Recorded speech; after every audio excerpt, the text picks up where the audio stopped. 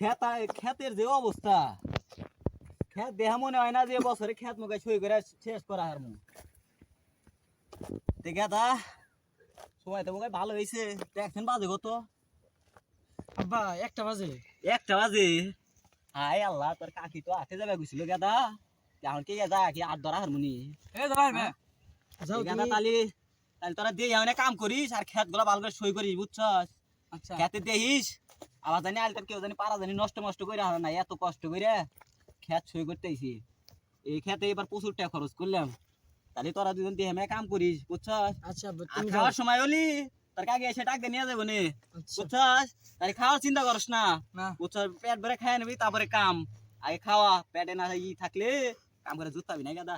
কাম কর তোরা, আমি আইছি তাহলে। হ্যাঁ আচ্ছা যাও তুমি দিলে। আচ্ছা, হ্যাঁ তুই অনেক কাম করিস। আচ্ছা আচ্ছা তাইছি ব্যক্তি।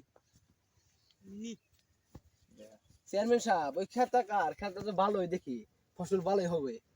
আসলেই তো অনেক সুন্দর ক্ষেত। তো দেখো, এটা আমার আওতায় নিয়ে আসার চেষ্টা করো তাড়াতাড়ি।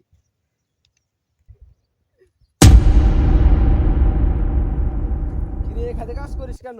এটা তো আমার ঘরে খেত। চেয়ারম্যান যে খাতে চোখ দেয় সে খাতে তার হয়ে যায়, এখানে কাজ করিস না, তার কোনো লাভ হবে না কাজ করে। না না, চেয়ারম্যানের খেত দেবো না, এটা তো আমার ঘরে খেত। তুই আমার ওর কথা কর।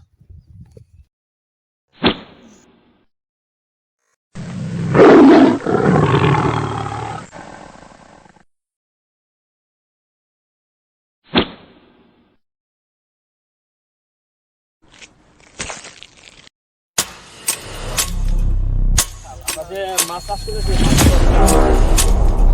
আমাদের মাসে মাসে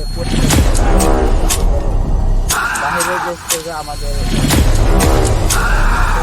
অনেক সুনাম হয়। চেয়ারম্যান সাহেব ওই জমি দখল করতে দিয়েছিলেন না, আমি করবে গেছিলাম, আমাকে মারছে ধরে। কি? কার এত বড় সাহস? আমি জমি দখল করতে দিয়েছি, আমাকে দখল করতে দেয়নি। চেয়ারম্যান সাহেব, তোর কত বড় সাহস, তুই আমার খেত দখল করবে আইসুস? তোর একবারে বইরা দিমু। আমার এখানে এসে দাপট দেখা।